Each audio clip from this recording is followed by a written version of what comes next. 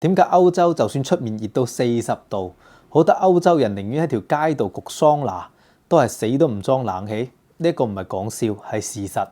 你睇下而家歐洲嘅局面，簡直一個大型嘅鐵板燒。就喺今年嘅5月25號，一班由巴黎開往尼斯嘅火車，因為車廂冇冷氣，直接變成咗移動焗爐，氣溫飆升到40幾度，好多乘客呼吸困難，差啲咧就窒息添。逼到要停運，呢件事喺法國即刻炸鍋，好多人都問：都2026年啦，法國嘅火車仲未裝冷氣？今日我哋就傾一傾歐洲熱死都唔裝冷氣，唔係歐洲人天生捱得凍捱得熱，其實係地理氣候嘅受益者。睇地圖就知道，巴黎係北緯48度左右，比中國嘅吉林市仲要高5度，再加上有北大西洋暖流同盛行嘅西風帶，呢1-2個天然嘅大冷氣加持，夏天平均最高氣溫先得25度，夜間甚至跌到15度左右。喺過去幾百年，當我哋喺35度嘅夏天靠住一把大葵扇續命嗰陣，倫敦仲要着住長袖恤衫飲緊熱紅茶。對於佢哋嚟講，夏天從來都唔係用嚟捱嘅，而係用嚟享受嘅。於是法國幾乎家家戶戶都裝咗實木百葉窗，日頭一拉可以擋住70%嘅陽光。南歐嘅意大利、西班牙更加緊要，直接保留咗午休傳統習慣。下晝最熱嗰陣，全體瞓大覺。喺30度以下嘅天氣，呢一套物理外掛堪稱玩味。咁但問題嚟啦。時代變咗，隨住全球氣候變暖，歐洲遭到熱穹頂效應。2025年夏天，西班牙維爾瓦省氣溫一度飆升到46度，土耳其甚至去到50.5度。呢個時候你再拉百葉窗瞓午覺，對唔住，面對住40度以上嘅高溫，加夜晚散熱不足，直接變咗煎魚模式嘅。數據唔呃人。一項發表喺《自然醫學雜誌》研究指出，喺2022年嘅夏天，歐洲有超過6萬人因為高溫死咗；喺2024年夏天，又有超過62,700人死於高溫。呢一個時候會有人問：氣候變咗，換間屋唔得咩？真係唔得。據統計，歐洲大概85%嘅建築物係2000年之前起嘅，尤其喺巴黎。柏林街頭見到嗰啲靚嘅石屋，好多都係拿破崙時代或者係19世紀末威廉時代嘅百年老屋。呢一啲古建築嘅外牆厚度普遍喺23厘米到76厘米之間。當初咁起，主要係為咗冬天抵抗嚴寒。點知去到熱浪捲席嘅夏天，厚厚嘅磚石牆直接變咗巨型嘅保溫壺，日頭瘋狂吸收太陽嘅熱量，到咗夜晚慢慢地咁釋放出嚟啦。夜晚室內降溫，室內嘅溫度反而比出面嘅溫度仲要高。窗設計為咗防風保暖，老房嘅窗又細又高，熱空氣基本上全部都係聚喺天花板，排唔出去，形成咗嚴重嘅熱分層。如果你運氣唔好，租咗個頂樓起題全景蒸籠體驗卡，夜晚瞓覺就好似掛喺燒鴨爐裏邊嘅燒鴨一樣，真係熱到你懷疑人生。咁又有人會話屋老啲就老啲啦，我俾錢裝個冷氣咁得啦啩？你要係咁諗，歐洲嘅完美審批分分鐘教你做人啊！喺國內你買個冷氣，燒托住個外機上樓就得啦，物業頂多叮囑你一句：打窿唔好漏水。但喺歐洲，你想喺外牆掛個冷氣外機，簡直難過登天，直接觸犯咗地獄級審批。尤其喺巴黎、蒙馬特高地、佛羅倫薩老城嗰啲17世紀石造建築，簡直係老祖宗牌位嚟。你想喺出邊掛個外機，對唔住，要經過房東、物業管理委員會、市政廳3級審批，仲有文物保護部門嘅4期聯考，等得嚟夏天都過咗啦。意大利有啲住戶私自裝咗外機，結果俾隔離舉報，唔單止勒令拆除，仲要差啲面臨起訴。吹個空調直接變咗破壞文物嘅犯罪。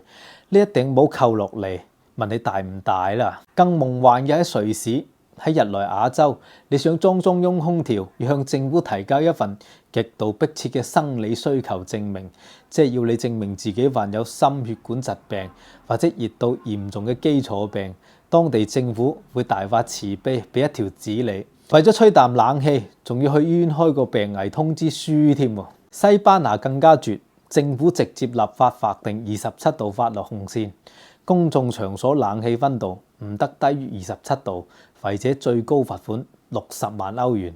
喺塞維利亞嘅老城區更加一刀切，禁止安裝冷氣外機添。相比起歐洲，美國早就將冷氣自由反明白啦。數據顯示喺美國等富裕國家，大概90%嘅家庭都裝有冷氣設備，但喺歐洲整體普及只有20%到30%。號稱歐洲經濟火車頭嘅德國，家庭冷氣普及率僅係3%，英國、法國都係得5%啫。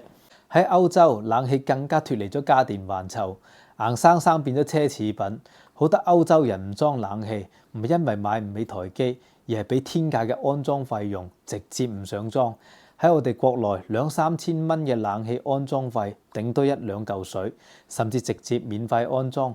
但喺歐洲買冷氣只係首付，安裝費先係冇底洞。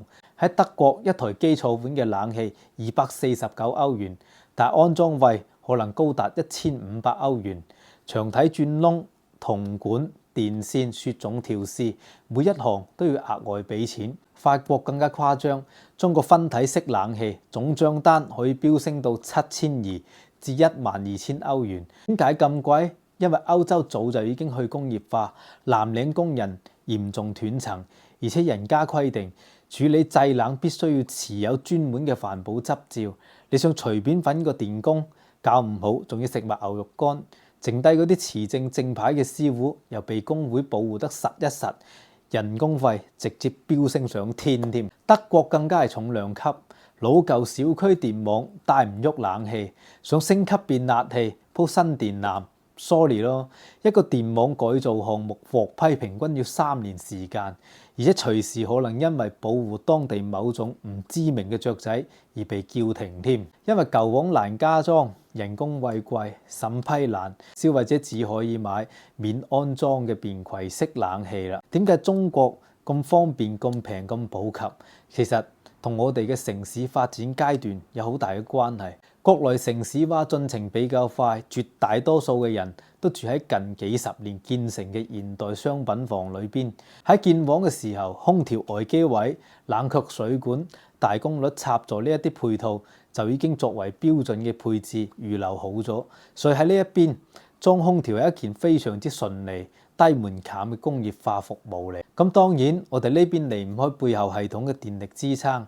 歐洲因為電網老化啦、新能源接入不穩定而面臨用電高峰嘅壓力。我哋呢邊嘅電網喺應對夏季負荷嗰時有較強嘅穩定性，無論通過特高壓輸電定係西電東送嘅調配，至少目前階段保障居民喺夏天中嘅基礎用電都係被放喺優先嘅位置。有人會從環保嘅角度會提出疑問：咁多空調全開，難道唔耗能、唔破壞環境咩？咁呢一個確實係一個無法迴避嘅現實矛盾。